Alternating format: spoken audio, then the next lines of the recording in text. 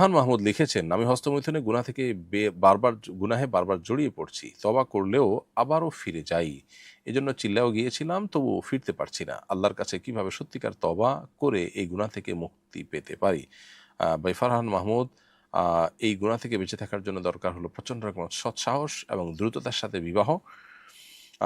আল্লাহ তাআলা যতটুকু তৌফিক দিয়েছেন, প্রয়োজনে আপনার এক্সপেকটেশনের চাইতে আপনার সাধারণ কোনো পরিবারের মেয়ে বিয়ে করে হলেও আপনি নিজেকে এই গুনাহ থেকে বাঁচার জন্য সংগ্রাম চালাবেন, চেষ্টা করবেন। আর তওবা করলে আল্লাহ তাআলা তওবা কবুল করবেন তখনই যখন আপনি তওবাটা পরিপূর্ণভাবে করবেন, তওবা করার মতো করবেন এবং আপনি তওবা করার মতো করেছেন কিনা সেটা নির্ভর করবে যে আপনি গুনাহ থেকে বাঁচতে পারছেন কিনা। এরপর যদি বাঁচতে না পারেন, নিরাশ হওয়ার কিছু নেই। কারণ এই গুনাহে বিশেষ করে নৈরাশ্য মানুষকে অনেক সময় নাস্তিক্যবাদের দিকে, আল্লাহর প্রতি অবিশ্বাসের দিকে নিয়ে যায়। এটা শয়তান করে।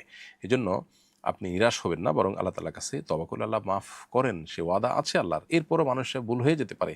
আবারও আপনি তওবা করবেন। আবারও আল্লাহ তাআলা মাফ করবেন। তবে চেষ্টা করবেন দ্রুততার সাথে এটার স্থায়ী বিহিত করার, অর্থাৎ বিয়ে শাদী করার এবং যে